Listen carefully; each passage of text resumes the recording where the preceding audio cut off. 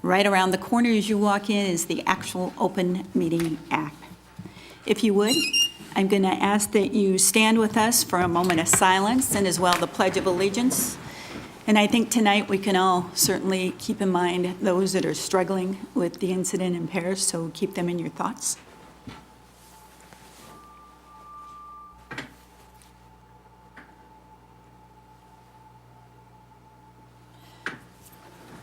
I pledge allegiance to the flag of the United States of America and to the republic for which it stands, one nation, under God, indivisible, with liberty and justice for all. And we'll continue with roll call. Granquist. Here. Lange. Here. Merrill. Here. Clausen. Here. Murin. Moaning. Here. Faust. Here. File. Here. All right. Council, I'm looking for approval of the consent agenda. So moved, Your Honor. Second. We have a motion with a second to approve the consent agenda. Please vote.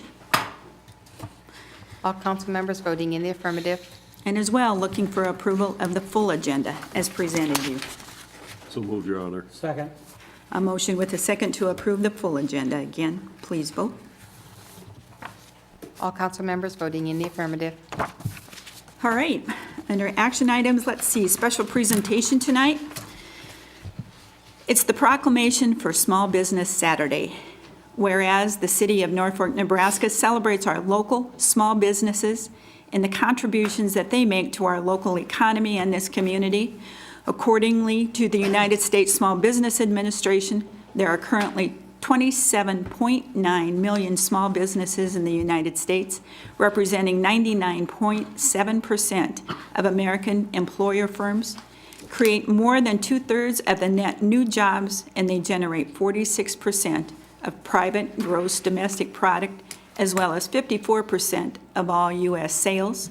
And whereas small businesses employ over 55% of the working population in the United States, and whereas 89% of the consumers in the United States agree that small businesses contribute positively to the local community by supplying jobs and generating tax revenue, whereas 87% of consumers in the United States agree that small businesses are critical to the overall economic health of the United States, and whereas 93% of consumers in the United States agree that it's important for people to support the small businesses that they value in their community. And whereas the city of Norfolk, Nebraska supports our local businesses that create jobs, that boost our local economy, and they preserve our neighborhoods. And whereas advocacy groups, as well as public and private organizations across the country, have endorsed the Saturday after Thanksgiving as Small Business Saturday. So now therefore be it resolved that I, Sue Fookman, Mayor of the City of Norfolk, Nebraska, by the power vested in me, I do hereby proclaim the November 28, 2015 as Small Business Saturday in the City of Norfolk, Nebraska, and I commend them for their dedicated service to small business community. So with that, I will make sure that Chamber of Commerce gets this. I do think they were one, too, that certainly is supportive of the effort. So. All right, we're going to go next to the Airport Authority, who's going to come forward and talk with us a little bit about a report, what's going on there.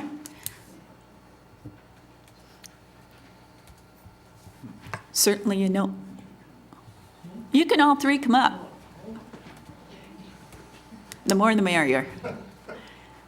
You know the role, guys. State your name for us and sign in, if you would, please. And it's great to see you all here. Bill Jepson, Norfolk Airport Authority. Dan Geary is my name, Chairman, Norfolk Airport Authority.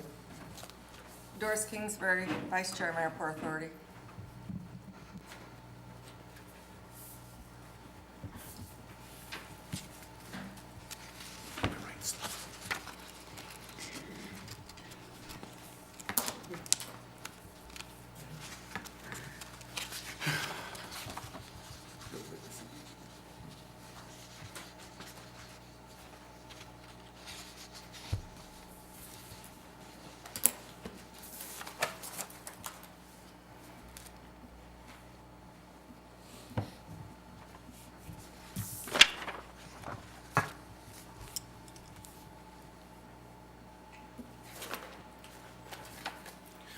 Okay, basically, we've been reviewing the hangar rents out at the airport.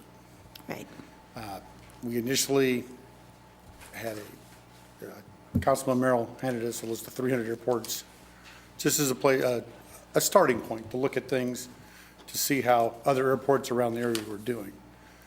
We took that list and looked at it, and it's hard because you got to compare apples to apples. You can't compare apples to oranges. So we came up with a subcommittee to study this further. We took our basic subcommittee and reviewed all the airports that were presented to 300. A lot of those are feeder airports to Minneapolis. A lot of them were in Iowa and other states. So we took Nebraska airports, and we basically got an average across the state. We came up with some criteria to discuss. Airport operations of 10,000 or more, which Norfolk has. 2 or more runways. Runway length at least 4,500 feet. Ours are 5,800 feet. We can get, bigger jets and stuff like that in our airport. Number of aircraft based at the airport, more than 20. The local population to 15,000 or better. And then we threw some demographics in there just to kind of see how things evened out. What's the population? Is it a rural population? Is there small manufacturing? Is there big businesses? Is there, 2 or 3 directions that are feeding that to these different airports? So all the airports we came up with, the 25 or 26 we came up with, all of those meet at least 2 of the criteria that we came up with. We took an average of all those, the singles and the twins. The singles came out to $99 a month, and the twins came out to $180 a month. 180, is that what you said? 180. 80, okay. 180. And at the time when we met with Councilman Merrill and the other subcommittee, the subs were talking to each other, we didn't have the Norfolk figures in hand. Okay, So we went back, got the Norfolk's 88 on the singles and 184 on the twins. Went and looked at that again. We're a little bit below the average, but if you take the lowest and the highest, we're above the middle. The middle's about 81 or 82. So we're above that, but below the max. okay, And the plan we already had in place, we raised it 10% last year, and we're going to raise it another 10%. We're just doing it 2% a year, and it's a mandatory increase. We didn't want to impact the owner-operators all at once, because there were none of these other airports, none of the people we talked to had anything like a 20 or a 30% increase in memory that I could find. Because it's always, having a hangar and aviation is always kind of a fine line. The people that operate in, unless they're a business, it's kind of like, I've got a big boat. How big of a boat do I get? Can I really afford it? Well, if it gets more costly to operate than you could afford, then you're going to sell it and get rid of it. And the problem we found with that is, if we start having empty hangars, then we're losing a lot of revenue. So we figured we'd rather be just a little bit cheaper and keep everything full than to outprice ourselves basically and start having empty hangars. okay. Dan, do you have anything you want to add to this, or Doris? Well, we have as an airport board, we have a decision that we have to make, how to price the hangars. And we probably err on the side of, we're trying to do economic development or economic, whatever, we're trying to keep the hangars reasonable enough that we get people to bring their airplanes here. And I So- think we all appreciate that. I mean, I think So- certainly that's understandable now. So there's a difference in opinion between return on investment and, what should they be priced at? Now, we look at the total amount of rents that we bring in for the hangars. And a lot of the rents that we bring, lately, the hangar rents have been going to just general budget items, Okay, operating expense. right, So at the airport, we used to just keep that hangar money and let it build up in the account. And then when we wanted a new hangar, we just bought one. But 5 or 6, 7 years ago, I don't know how long ago it was, but you pretty well came to us and says, no, we don't want you keeping that much cash in your budget. So now when we build a hangar, we have to come down and say, all right, Right. well, we have to Right. arrange this. So that's what we've done, and this has been kind of the history that's going on here. And that's what the subcommittee came up with out there with the pilots and whatever. So the ordinance that passed, basically, we didn't change it. So we had a 10% increase last year and 2% each year for the next 4 more years? 5 years. 5 more years, I don't remember what. So that's the way we stayed with the ordinance. So a total of 20%. right, since, Yeah. okay. Doris, anything? Well, I was just going to say, I've been a tenant out there until about 2 years ago. We sold our airplane, so I'm kind of lost without my best friend. But the rent out there, the hangar rent, started out at a fairly high rate when we first started 25 years ago. We were up there close to almost $100 25 years ago. And I felt, well, we had an airplane, we wanted someplace to put it, so we put it in the hangars that was available, and the hangars got improved a little bit. Some new ones did get built, like, I think it was 92, 93, for a small hangar, or for a small airplane. The rent maybe didn't go up every year. It didn't take a big jump until last year when we did go up 10%. But I felt, it was already at a fairly high rate when we first got our airplane back in the late 80s. So I don't think we've been misusing, the money out there at the airport. Well, and honestly, I don't know that I ever heard that statement made, Doris. I think it just goes back to the realization as elected officials sitting on this board that certainly we need to make sure that we're able to answer the questions that come before us from these citizens, because it is tax dollars, and certainly it's been introduced to me as you look at your tax bill that there's actually dollars that certainly go to the airport, we're all about economic development here, folks. I understand that. But again, I think it's been very worthwhile conversations that we've had. Maybe it's helped us too, but I open it up, council, for anyone that may have questions or want to direct to this. Well, I will say my only concern, and when this first came up, was you get calls from citizens who are taxpayers, and there's some property tax money that goes to the airport. So they said, well, how does that work? What do they need it for? Why do we need to have this extra tax money out at the airport? So that kind of started the conversation. I was really never saying they were either too high or too low. It's just, let's have the conversation. So, and Dan, you brought up a good point. I think to the citizens of Norfolk, if there's economic development, or excuse me, if there's economic impact from the airport, I think in just that conversation, everybody feels better about it because your tax money is going to that economic impact. So I would ask you, on an annual basis, what is the economic impact of the airport to the city of Norfolk? Can I answer that? Yeah. Okay. We went to the Department of Aeronautics. The latest survey they had was 2002. At that time, we still had the commuter airline coming in here. Right. Now, that's since gone away due to all the funding changes and everything. But even back then, general aviation was contributing $3.7 million to the local economics. Our airport If I'm was, reading this right, our airport was doing that at what year? 2002. 2002. And that's when there was that commuter service, is that what you're saying? That's what, yeah, that was the last year we had the commuter Right. airlines, so the figures will be a little less, but one of the reasons the commuter left was obviously because they pulled a bunch of the federal funding. But Right. it was a use thing, they were coming in Right. here and only fill in 2 or 3 seats, and then having to go to Grand Island or where else and fill the rest of the airplane. So we kind of hurt ourselves there, but that was way before me. Have you seen that? I don't know, what is it? That's that economic letter we talked about at the subcommittee.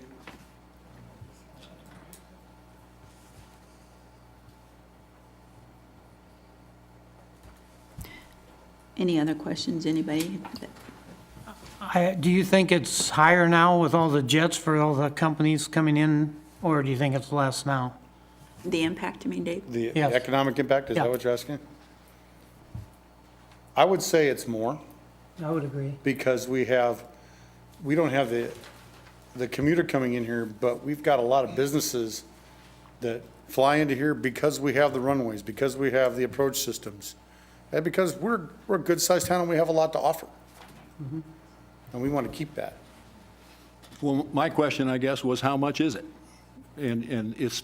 I don't know, we've been and I'm trying to sure figure that probably- out. It probably is more, and I think the citizens of Norfolk would like to know how much it is. And so if that is a question that you can't answer, then is economic development in your eyes, does that come more from commercial, or does it come more from private hobby pilots? They all contribute, because the general aviation, or the hobby pilots, as you call Yeah, generally. those guys, they may not even live in Norfolk. One of the airports we looked at was Wahoo. Wahoo offers a 5% discount if you're a Wahoo resident. They offer another 5% per year if you buy so many gallons of fuel. And then you actually, if you do both of those, then you get a little bit more off your rent. There was only 3 people in Wahoo that actually had an airplane there. So all the other income was coming from Omaha and Lincoln. Now, I don't know if we're drawing from Columbus, but, we cover a large enough area that we have people coming in here to house their airplane. Because of all, they can drive in here, and we've got good runways, we've got a good infrastructure. So and all the people that are here, every time they go fly, they're buying gas here, they're getting their maintenance done here. If they weren't here, they would be doing that someplace else. And that's general aviation, or general aviation and commercial, Both, both? both. Where is the break in general aviation fuel purchases Oh. versus commercial? How much? I would have to go talk to Jerome about I don't know if he's got it broken down between, we can break it down between 100 Lola and Jet A. I don't have those figures with me. Well, and But there's. and maybe there's we don't still- need the answer for that right now. I think, in my mind, I'll go back to saying, if the citizens knew more about the activities at the airport, about what economic impact the airport does have to the community, since the commercial carrier Right. went away. I mean, that was 13 years ago. So if they knew a little bit more about it, they may have a little different feeling about where their property taxes are going and what their property taxes are Right, paying. and we talked about this, the subcommittee, we haven't done a very good job of marketing the airport in the eyes of the public. Kind of living in our own little bulb, and we're taking care of things, what's going on, and we're not broadcasting all the things we're doing.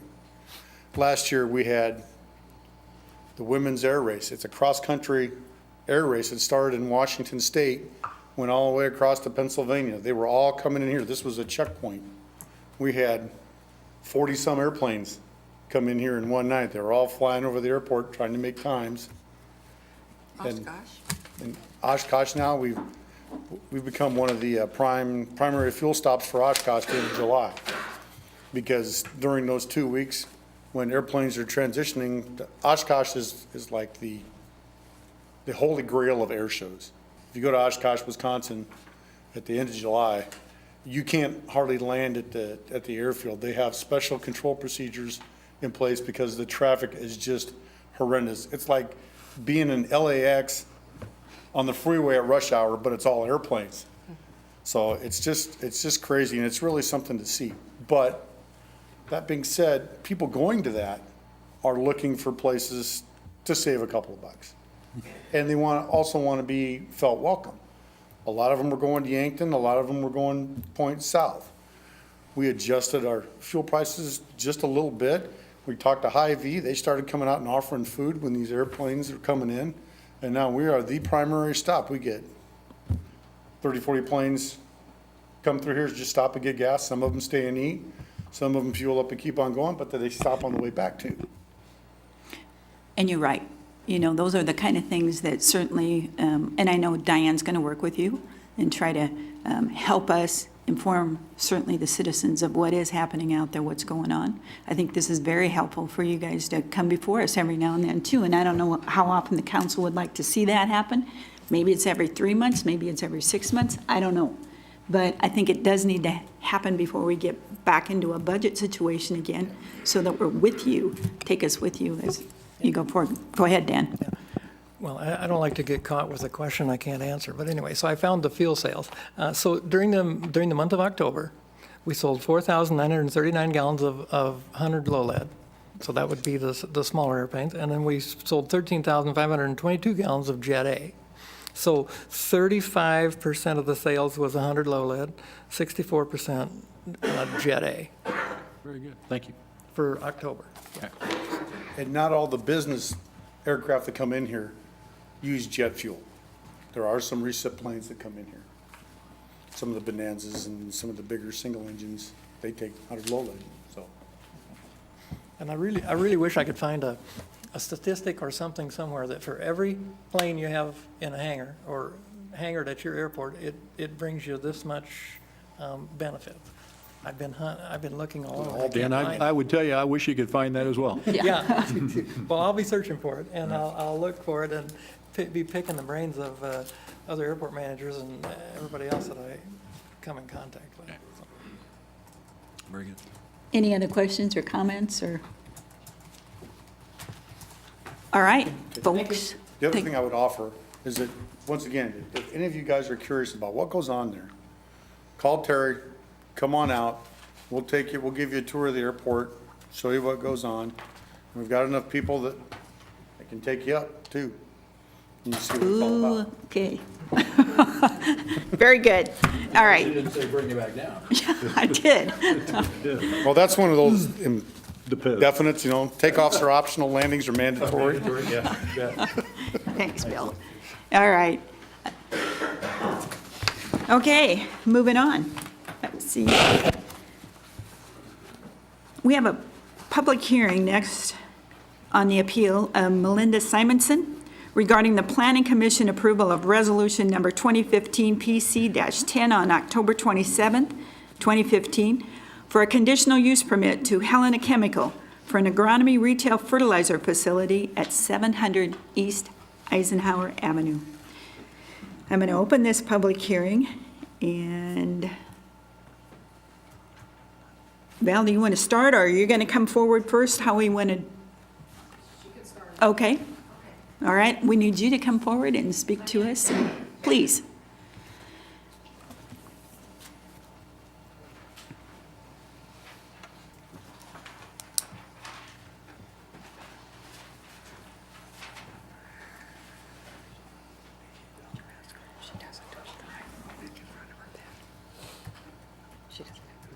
Oh, this one?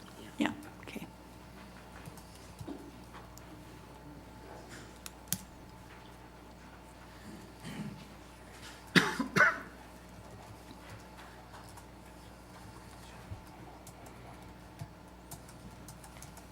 First of all, I want to Melissa, thank, pull it right in front of you, will you, Yes. so that we make that sure better? everybody gets to hear you? first of all, I'd like to thank the City of Norfolk and the Chamber for giving me the opportunity to appeal the decision of the Norfolk Planning Commission. So I attended the October 27th meeting. And I want to tell you a little bit about myself and my school. I'm an RN and also an educator, and I've worked for 7 years for ESU 8. And we have a special school located at 300 West 300 West Eisenhower Avenue. It's the old Winter School building. And it's less than a quarter mile from the proposed site of the chemical company. My concern is we have 22 students, ages 3 through 21, that have severe and profound challenges and needs. And these are not kids who are easily evacuated to our total care and in wheelchairs and need special transportation. These kids come to us from Clarkson, Pierce, Madison, Plainview, Battle Creek, Stanton communities. And so I'm here because I feel their health is at risk, their well-being is at risk. My concern is if there would be an anhydrous ammonia leak. And I was born and raised in a southwest Iowa rural community in Hamburg, so I am familiar with the dangers of anhydrous ammonia. And also just deeply, deeply concerned about the kids.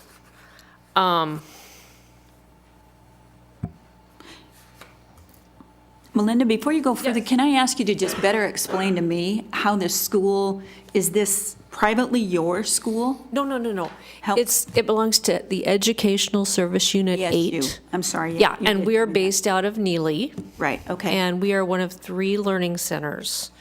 We are the Eastern Learning Center at Winter School, and there's a Central Learning Center in Neely, and there's a Western Learning Center in O'Neill. And even the special education portion of ESU 8 is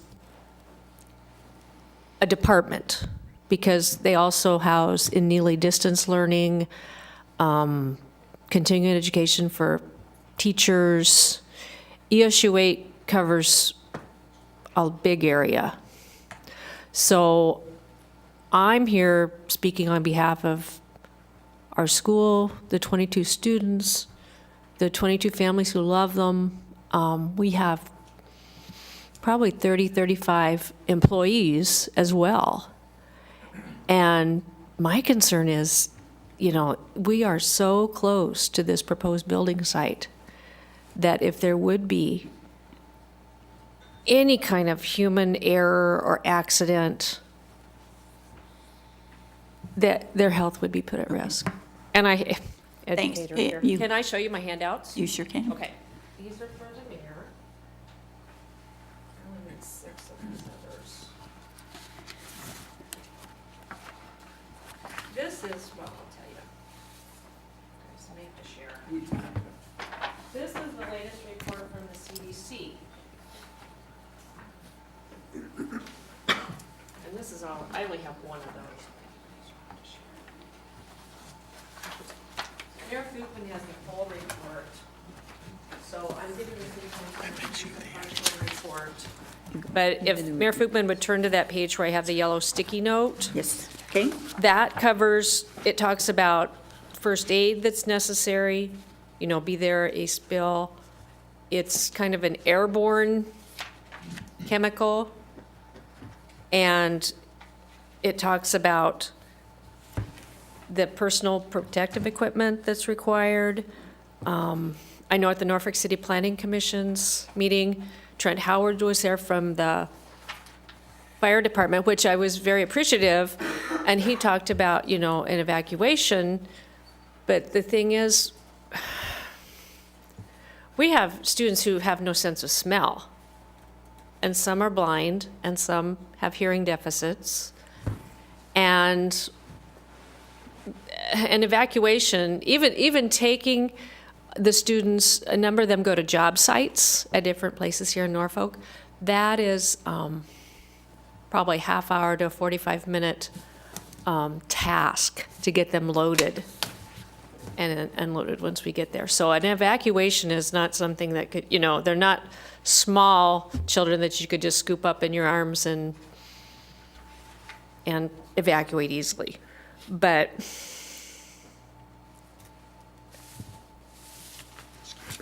I guess I would just like to ask the city council to reconsider the decision of the Norfolk Planning Commission and think about, I know the mayor mentioned economic development. I'm all for that, and jobs and growth, and even, the agronomy, agriculture, but not at the risk of the health of our students and staff. Any questions at all for?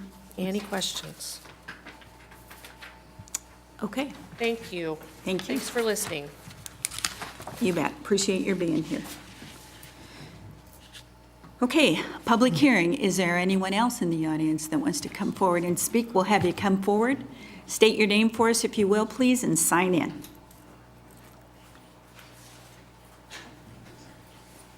Okay, my name is John Fox, and I live at 1403 Andrews here in Norfolk, which is just about a half a mile or so from where this proposed site's for the construction of the Helena Chemical Company. And I'm opposed to it because it's too close to my home, school, college, businesses. I'm not against Helena, I'm not against fertilizer, but I am against the location. I can see no reason for it to be located so close to too many. And I'm against it for the location. I just have a few notes here that I just made here, but as the lady was saying there, anhydrous ammonia can leak, and accidents happen, and maybe by the time that happens, it might be too late for home in bed sleeping, and cloud moves in. We know the wind can move it and move it quickly, and so it's a dangerous situation as close as it is. I think 2 or 3 miles down the road would be fine. Give us a little room for air, as you would say, just in case something does malfunction. And it happens. It happens everywhere, and so that's one of the things. They're going to be storing large quantities of chemicals and materials in here for weeks and months. It's not something that's just going to be here for 24 hours or whatever. It's going to be from the information that I've gathered, it's going to be a nice-sized facility, and there are other facilities built in the area. Should be familiar with the new CVA one that was built up by Randolph, just opened up here a while back. You would notice that it was built out in the country, away from Randolph. It's not far from Randolph, but there's enough space there for something goes wrong that there'd be time to react. Same way they built one over between Orchard and Royal. Same way, it's built out in the country, away from a businesses in town. And so, as a couple examples, let's take a look at those. Why did they build there? Because that happens. They're going to have rail access, and rail access usually brings in tank cars of fertilizer. Most of these businesses nowadays, I don't know what they're going to do. I'm just speculating, but I would say there's a very good chance that they will do what they call conversion. They bring in phosphoric acid in tank cars, take anhydrous ammonia, and a large conversion truck comes in, and they convert this product, and they make a nitrogen fertilizer solution. They usually have to do this at night because of the wind, because when they're doing this, there's a large cloud over the area when they're doing this, and they do it in the evening. But if there's a malfunction, guess what? That's people that are living nearby probably aren't even going to be aware of it. We're just going to be there, and a little leak is not going to. We're going to notice that. But if it's a major malfunction, it's in my house, and we have schools, college. I've tried to look at this and say, give me 3 good reasons why this location is the proper location. It's so close to the schools, businesses, the college. It's in everybody's backyard. I don't understand it. There's dormitories there, apartment buildings, besides my house. I'm not the only one. There's a couple people here from our neighborhood also, and there was a couple more that would like to have been here, but they had other commitments.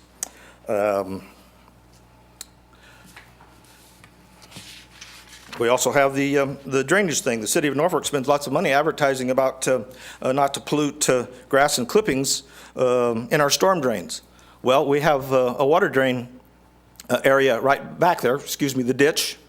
Everybody's familiar with what I'm talking about, I assume. But if there's a leak and we get rain at the same time, we're gonna pollute something, aren't we? I'm sure they're gonna build it anticipating, but same thing. Accidents do happen.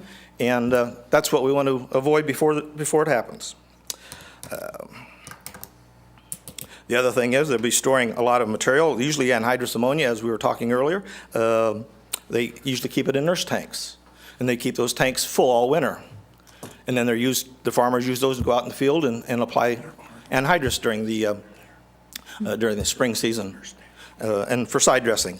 But all those tanks sitting out there, one of them could spring a leak. And who's going to know? Is it going to be monitored 24/7? Is there going to be anybody out there that's going to be able to warn us ahead of time that there's a problem? I don't believe so. And so my wife and I are totally against that location. And I do believe, in my final thing, I believe they tried to build the same plant about 2 years ago down around the Madison area. And I don't recall why it was not allowed to go in there. But it was proposed before. And all it needs is the proper location. A couple of miles away from most houses, businesses, and the community. And so I'm asking for you to take a good, strong look at it and tell me why it needs to be here in our backyard instead of out someplace where it'd be much safer. Thank you. Okay. Any questions for him at all? All right. Anyone else that wants to come forward and speak to this?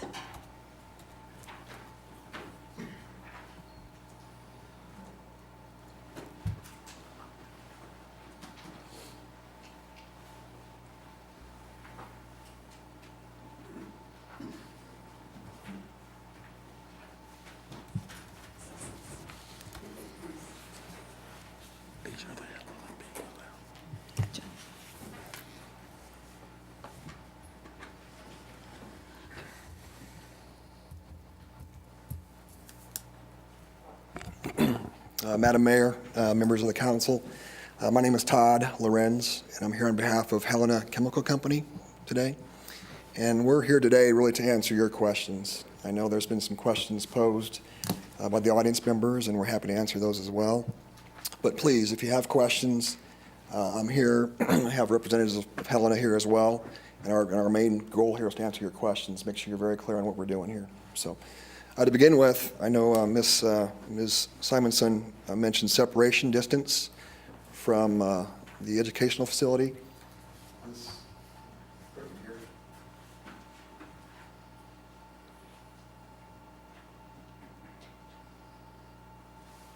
Just to be clear, so I believe this is the school that she referenced here. And this is our property line, the property line facility. I believe she mentioned less than a quarter mile. Actually, it's more than a half mile, 2,643 feet from property line to property line. And along the road, it's a little over 3,400 linear feet along the road from their driveway to our driveway. So just to be clear what the distance is, it's a little more than a half a mile. With respect to anhydrous ammonia, there is proposed anhydrous ammonia tank on the facility. The anhydrous ammonia storage is regulated by the state fire marshal, and these little radiuses here from the storage tank represents the criteria the state fire marshal has. So, for example, the smallest radius, 50 feet, is as close as we can be to a property line, 50 feet. Okay? So we're well within our own property. We're not going to affect any neighbors with that criteria. From a railroad, 100 feet is the setback requirement. So from this railroad, we're well in excess of 100 feet. From a public assembly, what's that mean? Well, it's a place where a church, a school, places where people congregate during the day, more or less by option. That setback is 450 feet. So it's orange radius, 450 feet that radius. So we're well within our own property line there. And then lastly, an institution, which I believe is defined as a place where you're restricted to that location, so a jail, where you cannot easily evacuate or easily relocate, or a hospital. For example, if you had patients in the hospital that were not easily mobile, 750 feet is the regulation. So that's the blue circle. So as you can see, we're well away from any institution of that nature. We're far enough from the college, for sure, and from the education unit as well. So those are just some guidelines that we often have to deal with these types of facilities. So I wanted to make you aware of that. I was also involved with Central Valley Ag in the facilities near Randolph and Royal. And, the criteria for where we site these things, it's really, it's not complicated. I mean, these are meant to serve area producers, area farmers. These are ag inputs that go into crops. And so we can't put them too closely together because they serve a region. And the other criteria is railroad. The product comes in by rail and out by truck. Is most of the product that comes in and out of here. So, to find a piece of property on the railroad that has utilities, has zoning, has topography that supports a facility of this nature, it seems easy, but it's not that easy. There's a limited supply of perfect locations for facilities like this. This site, given the zoning that's been approved, given the railroad, we've been working with the railroad to gain access to their facility. It's gone well. They're supportive of the project. For those reasons, we think this is a good location. So, If I could ask, I know that there was reference to the nurse tanks. Yep. Will you clarify for that? It seems to me that there was some discussion at the Planning Commission, and I'll let you take it because I'm not sure I understand Yeah. completely what that means, but. Yeah. So nurse tanks, you've seen those little tanks that you pull around on four-wheel carts. Twice a year, in the fall and in the spring, farmers apply ammonia to the fields. It's nitrogen is what ammonia really is, nitrogen. So the nurse tanks are these small, you pull them behind a pickup to the fields, and then the farmer hooks up and puts the anhydrous into the ground. There will be no nurse tanks at this facility. And I think that's a key point, because if there is a situation, I think research will show you that most spills or situations happen on the farm. Probably because the people that are working with the equipment at that time are not, trained properly, or not the most skilled in doing that. Whereas here, we have, Helena has controls and systems in place for training and monitoring and making sure that everyone's well educated on how to handle equipment and the products within the equipment. So, good question. Thanks for the clarification. Please. One of the things, and that's not just your business model that's not having the nurse tanks present at this location. In fact, that's part of the conditional use permit, the Planning Commission's, that prohibits nurse tanks being on your site. That's your understanding, Yep. correct? Yep, Helena is in agreement with that, so make that a condition, and we will forever not have nurse tanks here. How many similar facilities to this one plan do you have in Nebraska? Probably a question better for Troy.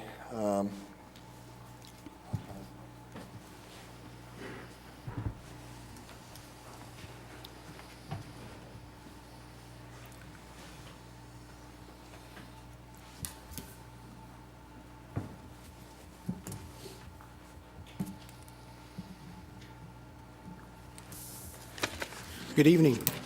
The number of plants that we have in just northeast Nebraska is approximately 9. The ones that would resemble this plant would probably be around 4, because we don't have anhydrous at all the locations in Nebraska. At those that do, can you talk about any history of safety incidents within Yeah, those? so we, Todd had mentioned, from a Helena standpoint, we do a lot of training internally on a monthly basis. So I couldn't even recall the last event that we had a release of anhydrous at these 3 locations that we have in Nebraska. And I've been with the company for 13 years.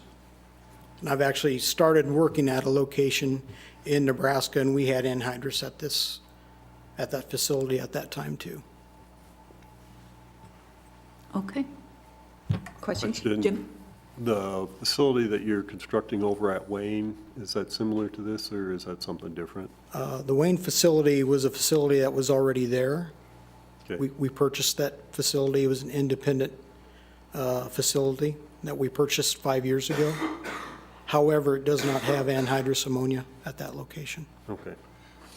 Mr. Fox brought up water drainage concerns and also the conversion process off rail. Can you talk about that a little bit?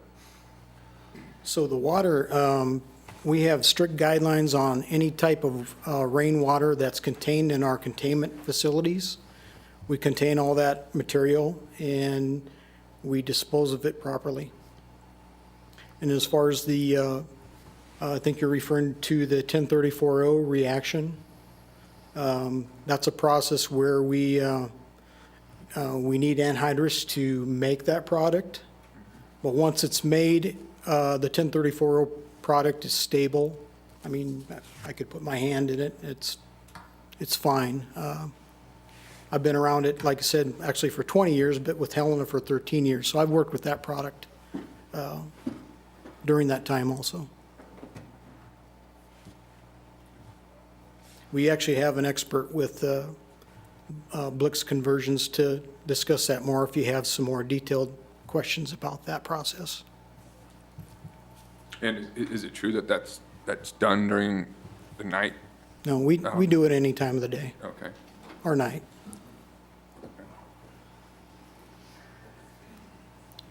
Council, any other questions at all for either Troy or Todd?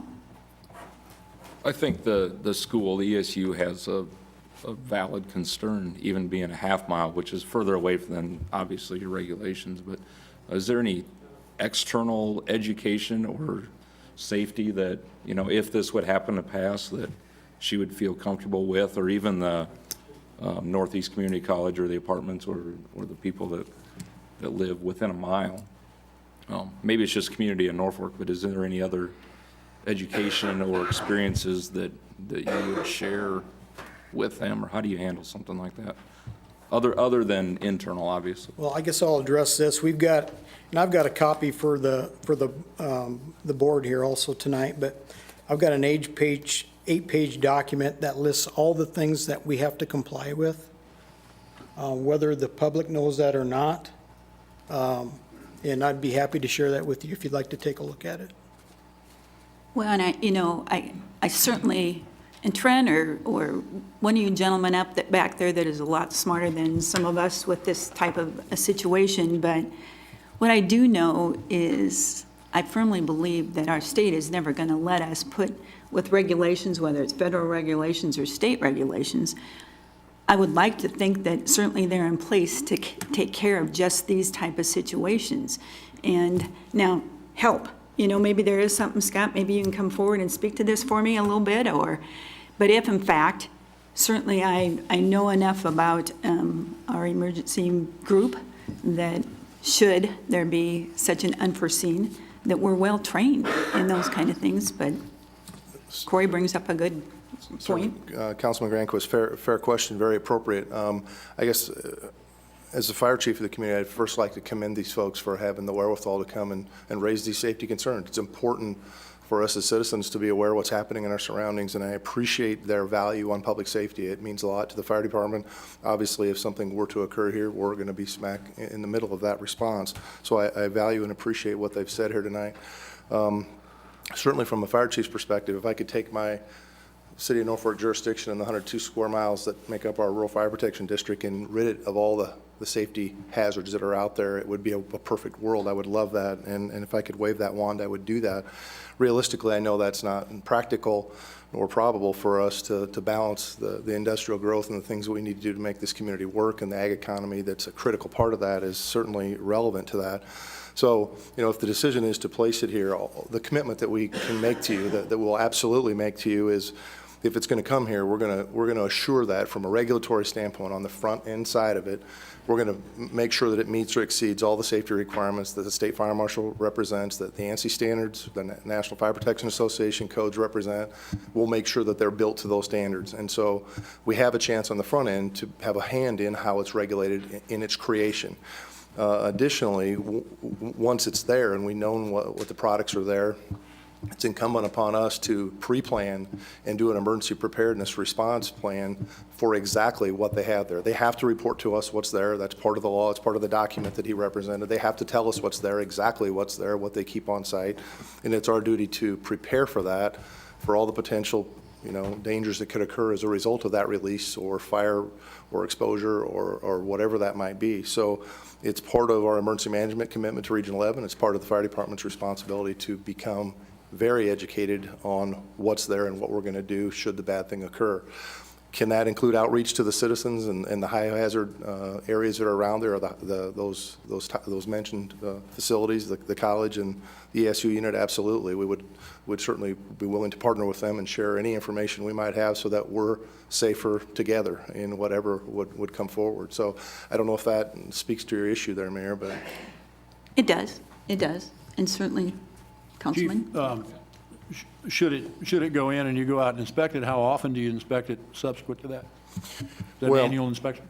Well, the goal is always to try to get there annually. We certainly prioritize those facilities that have a higher degree of exposure for us. And we do have the authority of the State Fire Marshal delegated to the City of Norfolk, so our fire department is, in fact, the State Fire Marshal from a regulatory standpoint. So we have the ability to enforce those rules by state statute and by ordinance. So we often work with them, cooperatively with their inspectors, to work with our staff to do site visits. The conditional use permit would allow us the opportunity to review everything that's happening there whenever we want, should there be a deviation or a violation or an encroachment of some other chemicals that aren't supposed to be there. So, we can certainly make that a priority in frequency if that's what the council desires. There's not a stated frequency now? I don't believe so. Trent, I don't know if you've got an additional comment on that. I don't know that we would have a mandatory inspection requirement for that facility based on frequency. The goal would be annually.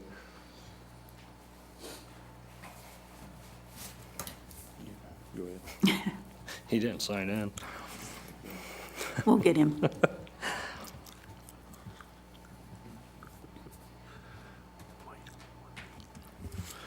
Mayor and council, as Chief was saying, it is our goal to get to high priority areas annually, minimally, at a minimum. These areas, including ethanol plant, many of those areas, we do exercises with them quite frequently. They need to have so many contacts with us as well. So we do a lot of emergency planning with higher priority places. And the Tier 2 forms that Chief was talking about, the mandatory forms that are sent to us so we know exactly what is on site, whether it's, we can go down the list of all of our commercial or industrial partners in our community, and we do look at those, and we keep those on a file and on our hazmat trailer in case they're, hopefully we don't ever have a response at any of these places, but if we do, then we do know what they have, so.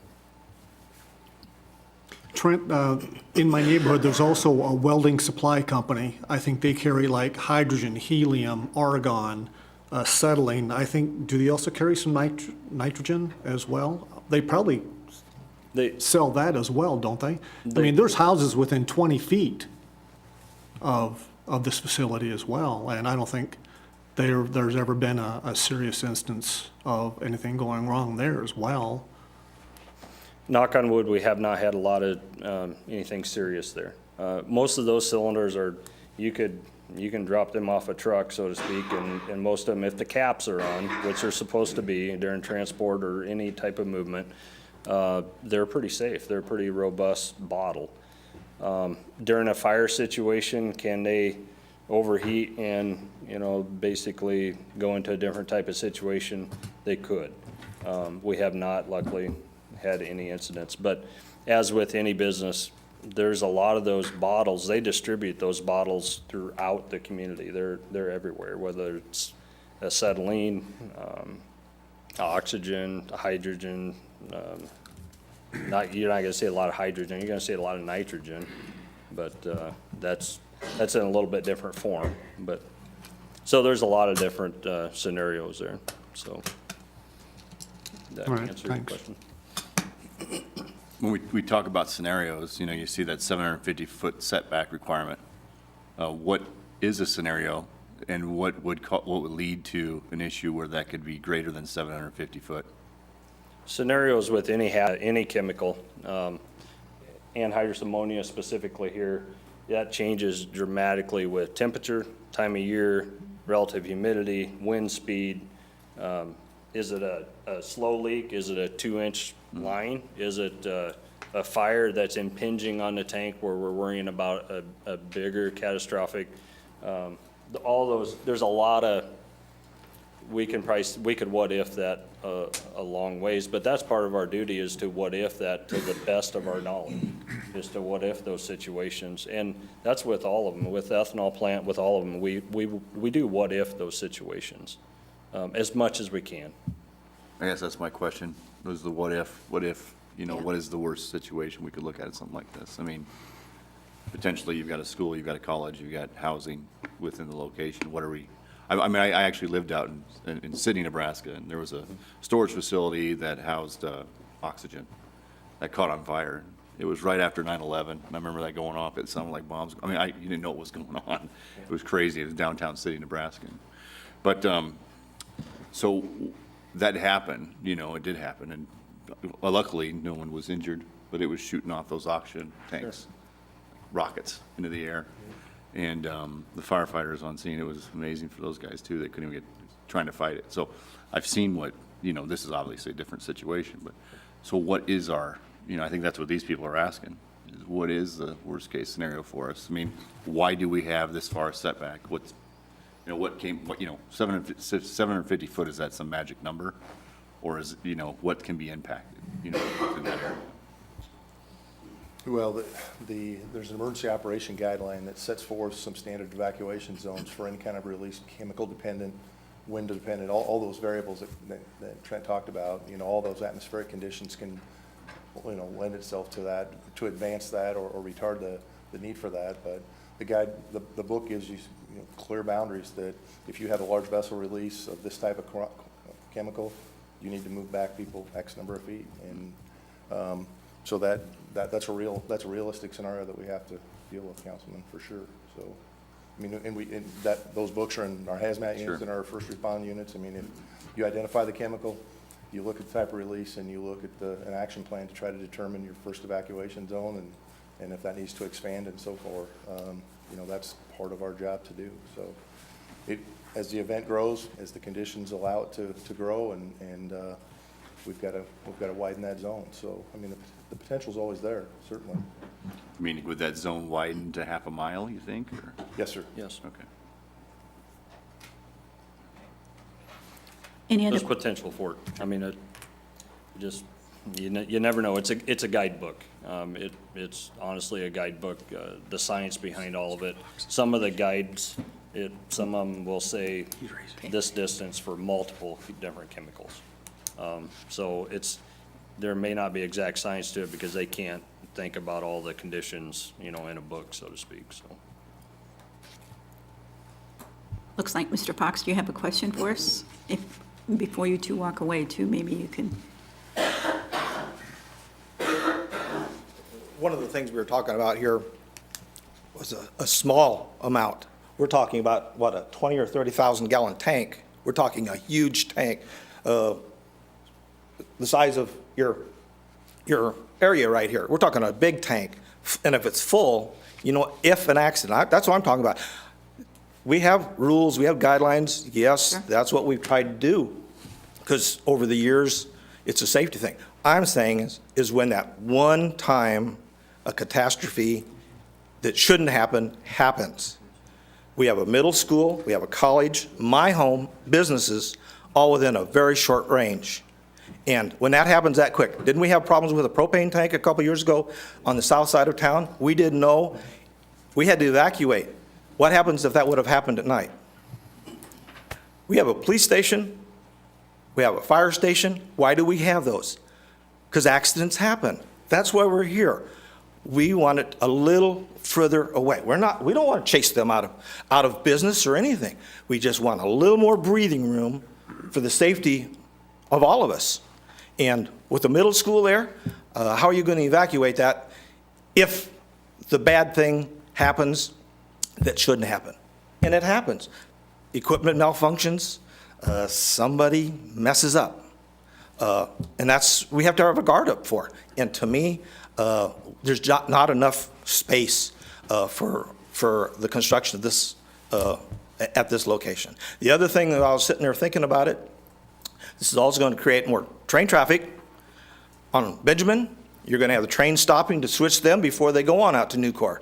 That's going to block our crossing a little longer. It's going to happen, coming or going. We tie up the town now for just as the train moves through slowly. And that's, I assume, why we move through slowly. So if they do have an accident, it's a minor one. And most of the stuff that goes out north of us is not hazardous material. They're going to be handling hazardous materials at this location. And it's close to Norfolk. And I can't think of one good reason. There's railroad track between here and Columbus and farmland all over the place out there that they could find it. I just cannot see why this needs to be near my house or the school. Are we concerned? Are we protecting ourselves for the what if happens? Yeah, we have the rules, we have the regulations, the guideline there for 750 feet. But if something major happens, that's not going to make any difference. It's all over with. I brought up in my letter that I had submitted 40 years ago at Crete, Nebraska. They had an accident. About 12 people died in their sleep because the anhydrous ammonia exploded and the clouds swarmed over the town, and before they could evacuate everybody, there was about a dozen people dead. That's what we want to prepare and we want to stay away from. And out in the middle of nowheres, 5 miles out of town, 10 miles out of town, that wouldn't affect anybody, but this will. So we have to take that into consideration. Thank you. Yeah, you're welcome. Anyone, go ahead, certainly. I thought I'd just make a couple closing comments, I guess, if I could. Sure. You know, we respect all the questions and comments. They're all reasonable questions. But again, there is laws, there's codes, there's regulations in place. For example, this storage tank, I mean, there's bollards that'll be around it so no one bumps into it. The valves, there's double check valves so there is no large escapes of the vapor. And if we want to talk about those details in depth, we certainly can. But I mean, I think we all know that there's regulations for a reason, and we follow those regulations. And Helena goes above and beyond with their employees for training and procedures. So rest assured, this is you know, we take this very seriously. This is what they do for a living. This is the business they're in, and so that's what I'd like to offer. Lastly, if there's no more questions for us, I would like to just take a minute and thank the city staff. We started this process, I think, 8 or 9 months ago, probably, and they've been very good to work with. And I work in a lot of communities and meet a lot of people, and I got to say that the staff here has been fantastic to work with, and appreciate that. Then lastly, I just would like to, I know you guys know this, but remind you that Planning Commission unanimously voted to support this application with a recommendation to you folks. Or I guess in this case it was their approval, and we appreciate that. And with that, we'd like to ask for your support tonight to move this forward and get this project going. All right. Thank you very much. I have one more question. The first condition in the permit says a tank shall be no larger than 30,000 gallons. How large is it planned for? We are looking to do one 30,000 gallon tank is what we're proposing. Right, you're right. That's one of the conditions that's noted there. So, If there if the tank does leak, how do you find out about it?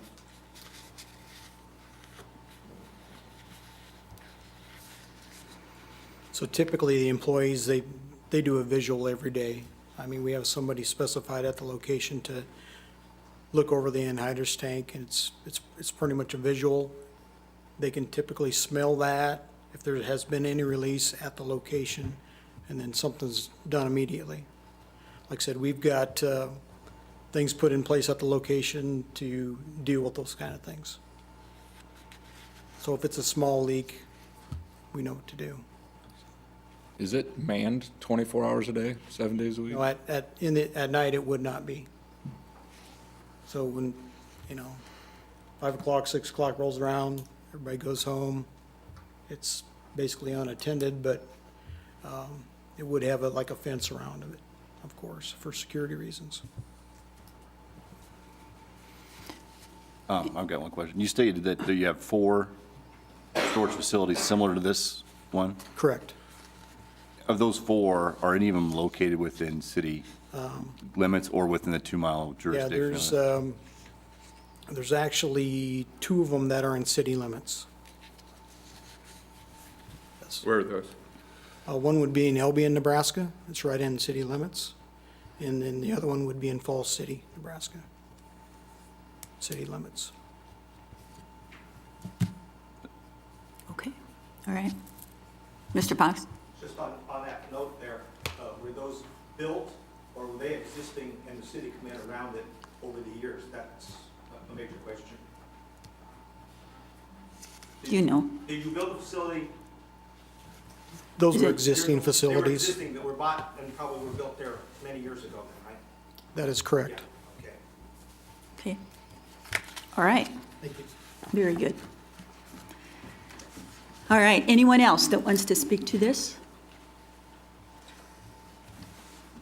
Okay, then I'm going to go forward and I'm going to close this hearing and ask for consideration of Resolution 2015-35. Whoops. Yes, no, where do we have our? We're okay? Okay. You need an A, B, or C. An A, B, or C? Yes. Obviously, I didn't read this very well, did I? A reverses. Why don't B you- affirms. B Okay. modifies. All right. You want me to- Yep, give clarification if you would, please. Just, there are 3 versions of Resolution 2015-35. If version A were to be moved and seconded, that would provide for reversal of the Planning Commission decision to grant the permit. If version B were to be moved and seconded and approved, that would affirm the Planning Commission decision along with all of the conditions just as the Planning Commission put them in place. And version C, if that's moved and seconded, that would allow you to modify that would be the mechanism you'd use to modify any of those conditions that were placed on the granting of the conditional use by the Planning Commission. All right. Is Your Honor? everybody? Sir, I wonder if Valerie might have anything to say. She hasn't had a chance to speak yet. do you want to speak to this at all, Val? I know. Go ahead. Well, really, all the questions that have come before me in letters and emails and things, really Helena and Fire have answered those for me because I didn't want to answer them because that is not my knowledge base. I wanted the professionals to do that tonight. And again, this goes back to, it came before the Planning Commission, and then again, there's a couple of weeks for them to gather together, working with the staff to put the conditions that have been placed before us with that conditional use permit, right? And it, Yes, we had the original public hearing October 6th, and Okay. then it went back to staff to work on conditions and subcommittee, and that was brought before Planning Commission on October 20th and tabled, and then approved on October 27th. okay. Valerie, can you talk about the history of the zoning of this area? And the recent changes?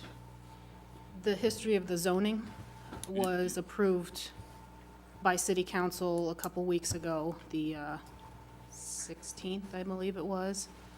It was R1 to I1, which was consistent with the future land use and the comprehensive plan because it was industrial along that railroad corridor. So I believe that's kind of why it was approved to I1, The comprehensive plan had it as I-1, as industrial, yes. as industrial. Okay. Any other questions? All right, do we have a motion that we can use for consideration? A, B, or C?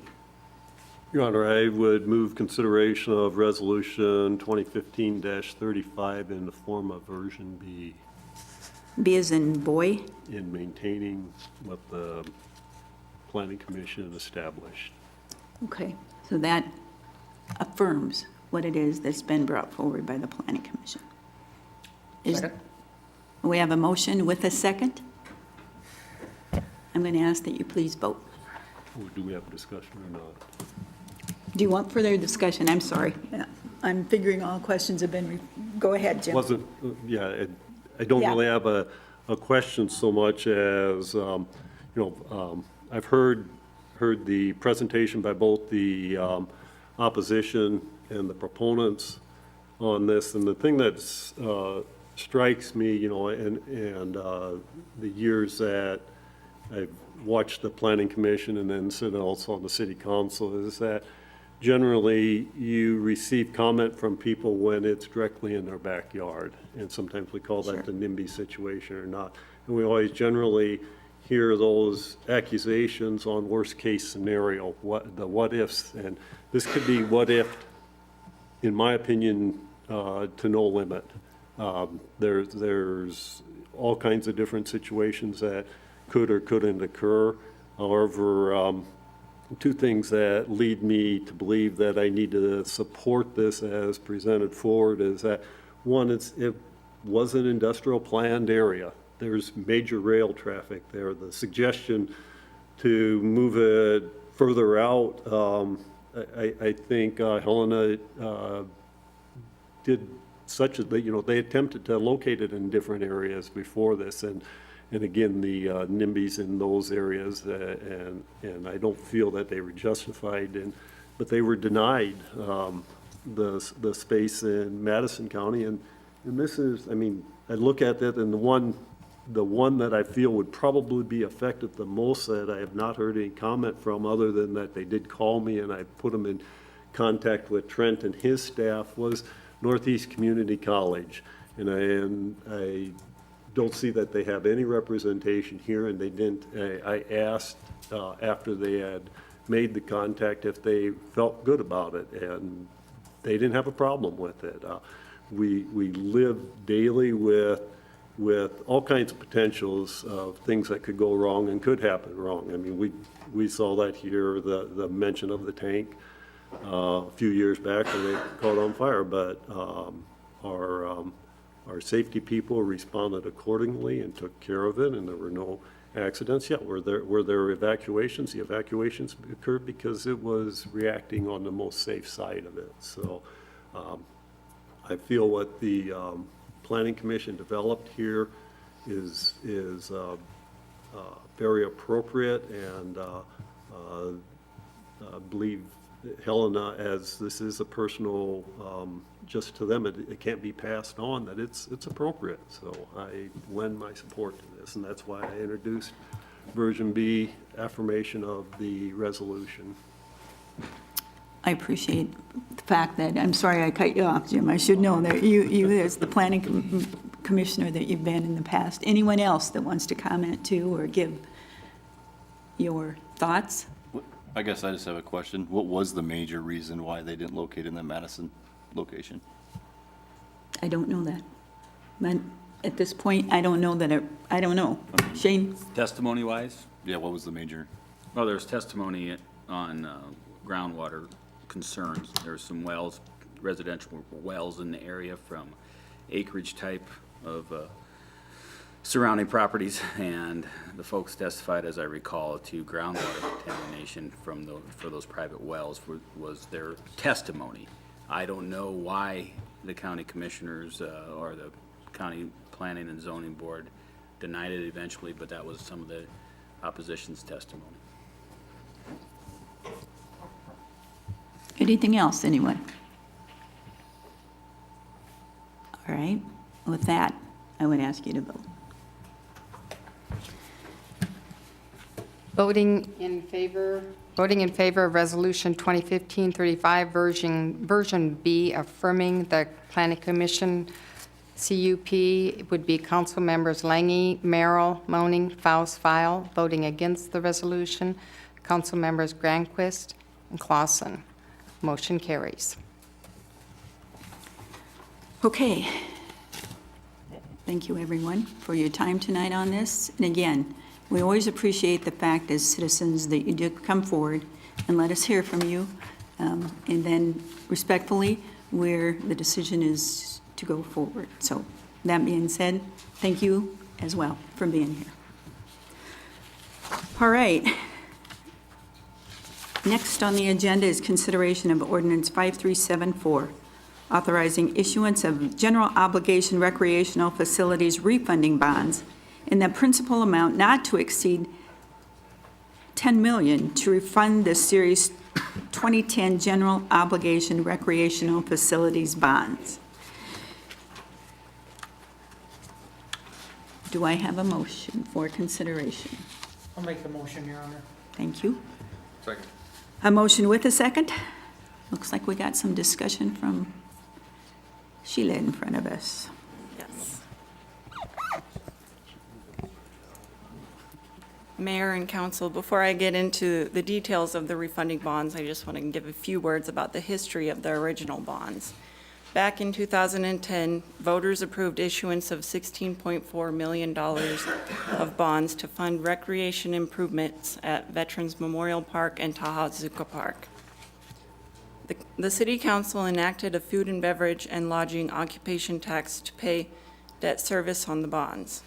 The occupation tax has come in better than originally anticipated. In the past almost 5 years, we have accumulated $2 million of occupation tax over and above the normal debt service on the bonds. These funds have been set aside in a restricted account and waiting for the bonds to become callable on December 22nd, 2015. Now that the time has come, we can refund the bonds and use the $2 million to pay down principal on the bonds to realize an interest savings and shorten the maturity. We plan to have annual debt service match the annual occupation tax receipts. The original bonds have annual debt service of $1.15 million and were scheduled to be paid off in December 2030. The refunding bonds will have annual debt service of $1.5 million and are scheduled to be paid off in December 2023, and that's 7 years early.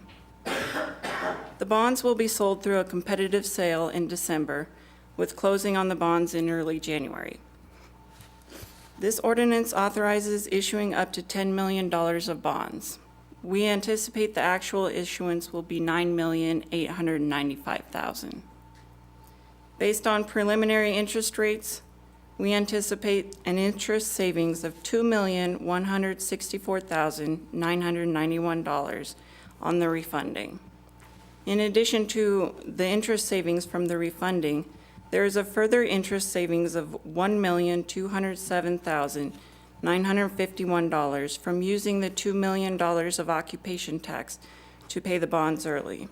And this results in a total interest savings of $3,372,942.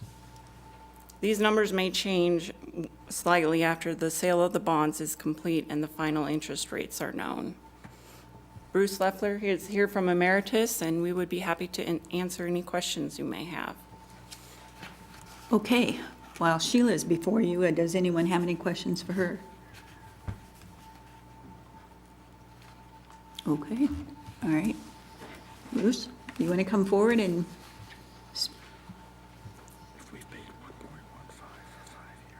Yes, Mayor. Well, thank you. Bruce Leffler, Emeritus Investment Corp., Omaha. Sheila, so concisely covered, yes, the ordinance in place authorize the issuance of bonds, subject to final determination of the rates and terms by the mayor and/or president of the council at the time that we do the public sale. It's currently anticipated that public sale would occur on December 8th, and we would receive bids that morning and come up to the final terms and have the final interest rate signed off at that particular point in time. Please do. I guess I would stop and just see if there's any questions from council. Bruce? Either? Okay, all right. All right.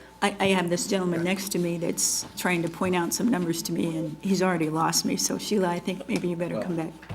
I was messing with those numbers. Right. And if I understand correctly from Sheila, what you were talking about, there was the debt service, so coming forward here is 5 years at 1.15 million? Is that correct? I think we have that- 8 years of 1.15 million. 8 years at 1.15. So, 2023 to 2015 is 8 years. yeah, we've got 8 years going. I understand. We've got 8 years. I'm just, how much will the total principal and interest be after we've done the refunding bonds?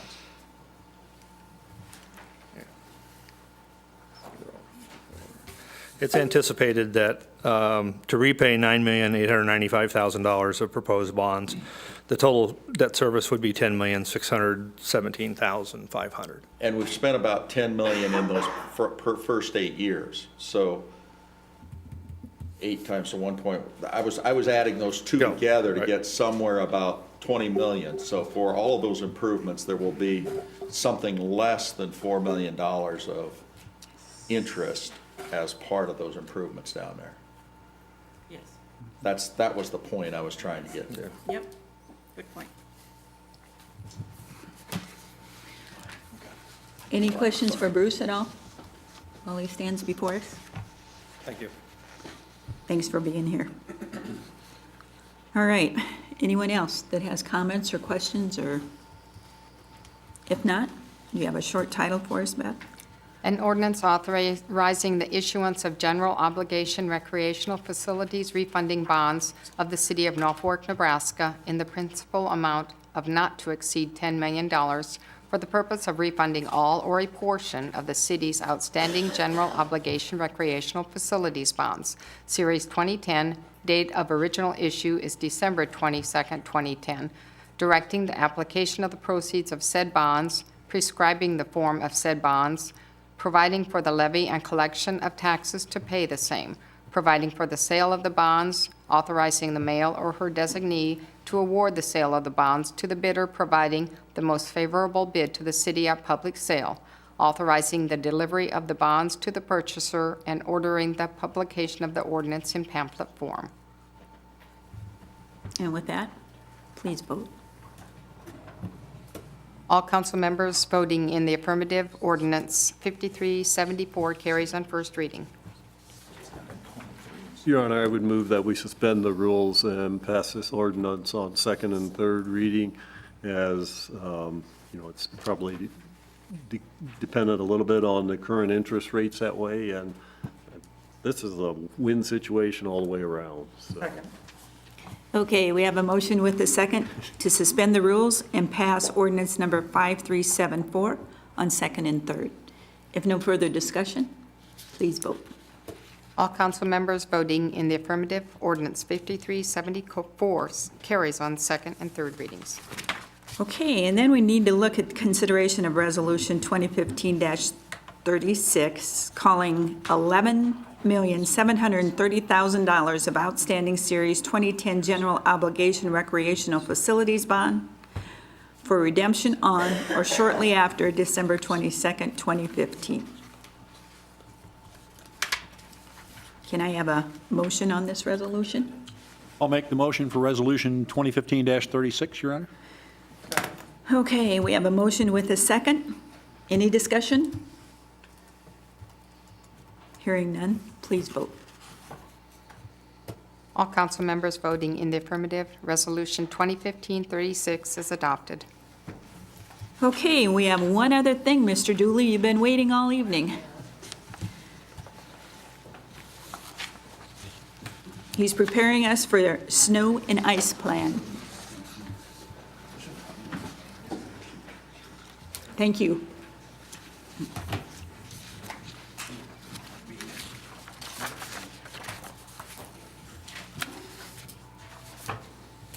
Oh. Mayor and Council, in your package, you should have our snow and ice plan. That is a plan that's also available for our citizens online at our website. So if they're interested in that, they can sure go on our website and also get this information. My clicker ain't working. We just got turned on. Oh, There you go. all right. This is the number I was trying to get at. We spent Just to give you an overview of what our snow plan is, first of all, we wait till we got at least 2 inches of snow before we consider that a plowable operation. So that's kind of our benchmark, is 2 inches of snow. Snow operations don't start until it stops snowing and the wind quits blowing. So we get a lot of citizens that are wondering why we're not out there plowing snow in a blizzard. But that's the reason why, is we're waiting for the snow to quit and also for the wind to die down. Ideally, we like to start at 2 o'clock in the morning. And the reason for that is we're not out there dealing with traffic. 2 o'clock in the morning is the ideal time for our plows to be out. It's safer for our operators, and it's safer for the public, because we're not dealing with all that traffic.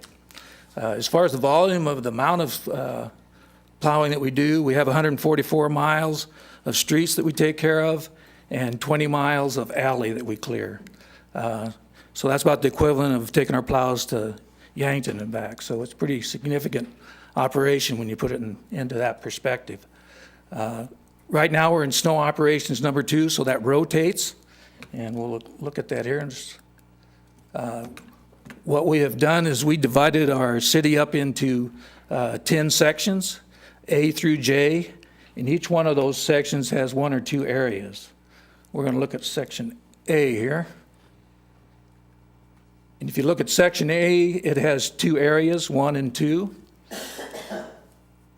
And then what we do is, since we're in snowplow operations number 2, the first area that's going to be plowed will be area number 2. And then the next time, then it'll go back to area 1. And if you look at B, that'd be the same thing. If in the section B, area 4 is going to be first, and then 11, and then 3. And the citizens can go online, look at that plan, and see where they're at as far as the rotation. And this is just showing that, and area 2 comes up for that area. As far as our snow priorities, we do our emergency snow route first. We do 16 miles of the emergency snow route. One of the questions we often get from our citizens is, why do those 6 plows following each other? And when you see 6 plows following each other going down Omaha Avenue, they're just starting their snow route. And what we want to do in those situations is we're going curb to curb. So when they're going down those 2 lanes plus the turning lane, we need that many snow plows to take that snow from curb to curb. So that's why we're doing that. And then we get into our smaller areas, they'll break off, and then they'll come back when we get into our 4 lanes and join up again. It's almost like poetry in motion. You're out there watching it. They really got it down to a science, and they make it happen real smoothly. The downtown business district, that's another animal we have to tackle. It's a little bit different. We got to remove that snow from that area. So we send different equipment down there. They're not our plows. We send 2 maintainers down there, and they windrow that snow so that we can pick that up with a snow blower. And then we contract with Porter Construction, and we blow that snow into their bigger dump trucks, and it's hauled off. So that's how we handle our downtown business district. One of the things that our citizens don't understand is when we windrow that, why we don't daylight the intersections, why we don't bust through those windrows so that when they go over them with their cars, they don't have to bust over a windrow. And it's all a matter of time, money, and expense. When we do the downtown business district, we have a plow that's down, or a loader that's down there with a blower, and then we send another loader down there to clean out the alleys and start cleaning out the parking lots. And we'd have to dedicate another machine down there, and we just don't have the time and the manpower to do that. So, and it's a situation where if they think about what they're doing there, we can always get out of those windrows at First Street and 7th Street. So they just want to go down to those areas. They won't have to cross those windrows. So if you got your Corvette out there driving around, you don't want to bust through those windrows because they're low profile and you're going to cause some damage to your vehicle. So just be aware of that. As far as the declaration of a snow emergency, that's done by city officials. That can be done by Shane or the mayor. I'd be talking to them, tell them that it's a situation where we needed to declare a snow emergency. And that's necessary when we consider that to be a public safety factor. It'd be a situation where we want to make sure that we can move that snow in a timely manner, and it's going to be a lot more timely and a lot more cost-effective. When that happens, then we can't park on the even side of the streets, and there's no parking at all on emergency snow routes. So, and that's all subject to fine. So that's when you're going to start getting those complaints from citizens if we got to go out there and declare a snow emergency, and we're going to start having to do some fining, and that can get expensive if we'd have to tow a vehicle in order to complete snow operations. Jim, Yes. can I ask the question? Did I hear you say parking on even is what shows here? Yeah, Is parking that- on the even. Okay. Parking on the even side of the streets Very good. only. Yep, Even Steven. even Steven. Okay. There you go. Very good. Yeah, I don't know. This is just an outline of the emergency snow routes. Here's a listing of those. They're just your major avenues and streets. And those are also available online. Our goal is to clear our main artery so that there's no place in the city that's over 3 blocks from us receiving emergency services. When that happens, we contact myself or Shane, or the mayor could contact dispatch, and that gets a lot of things in action. This is something that Diane Becker worked on real hard as far as going out on multimedia to let the public know that we actually do have a snow emergency. So that'd go out on emergency text alert, is sent out, it's put on Twitter, it's put on Facebook. They do a ticker tape on cable TV. We send a press release to the newspaper, radio, TV, and also we put on all of our electronic signs. We have one at Aqua Adventure and the library, plus they send it out to all the other folks that have electronic signs. And we also activate our snow number, which is 402-844-2299. We want to mention to our citizens that they can sign up for alerts on our website. Those are emergency text alerts that not only let you know about snow emergencies, but it would also let you know about fire and EMS emergencies.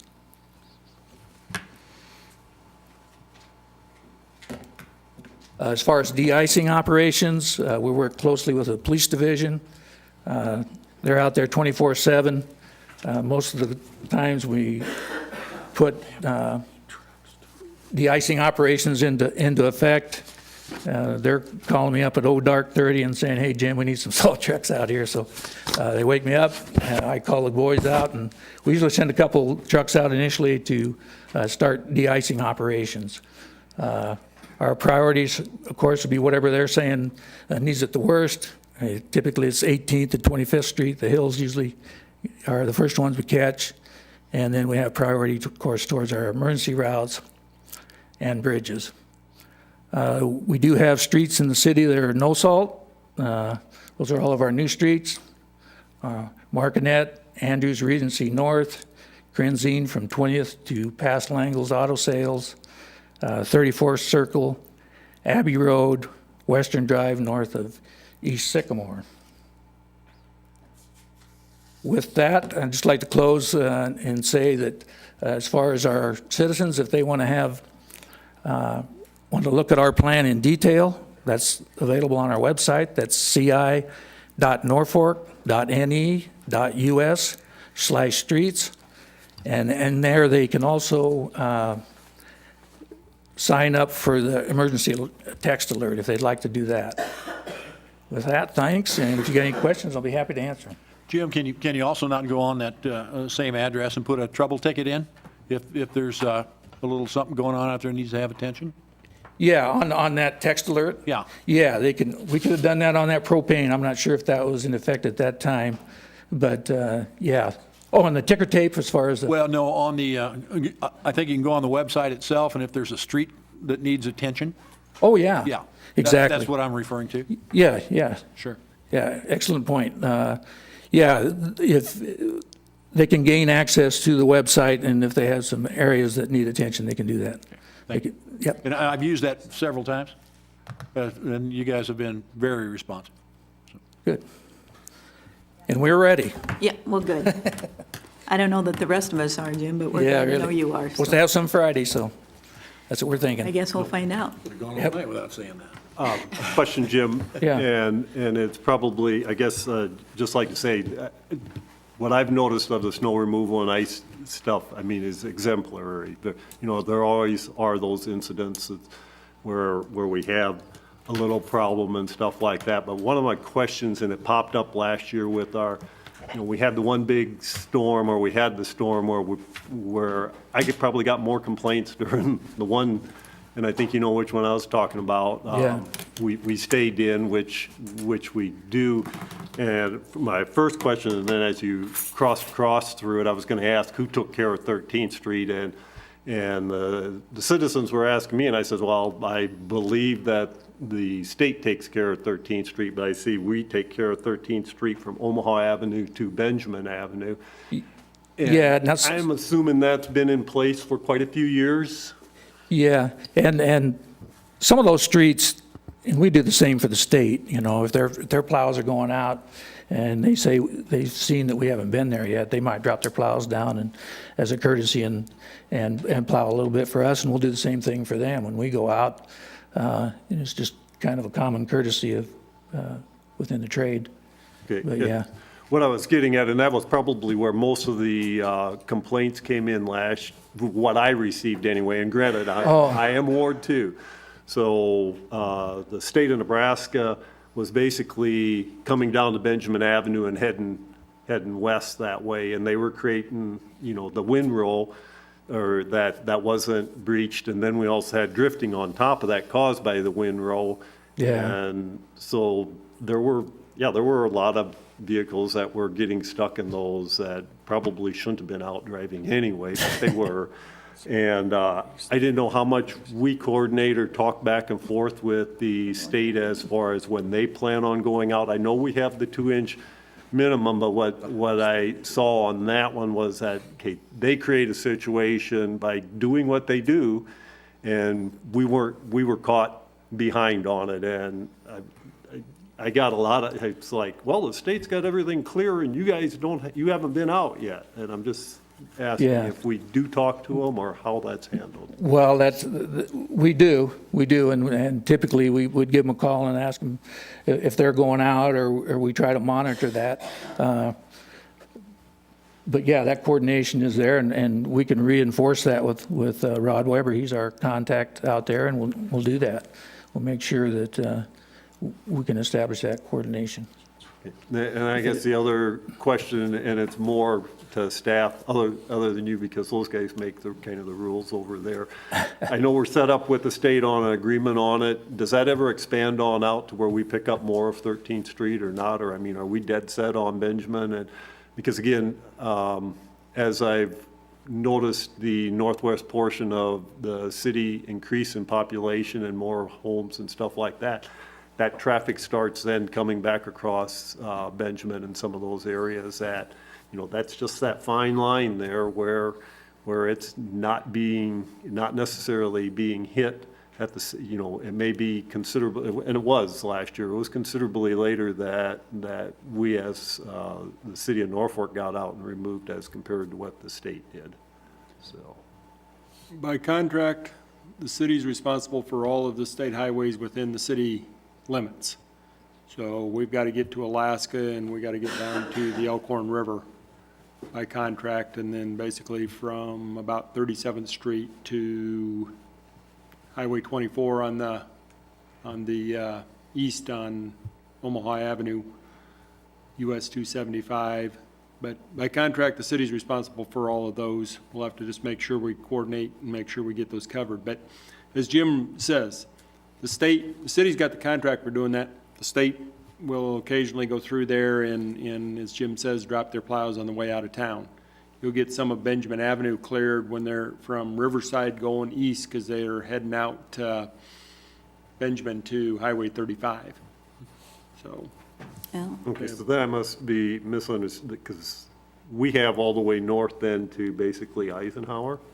No, Alaska Avenue Avenue. is the city limits line, basically. Okay, because it was saying here Omaha Avenue and Benjamin.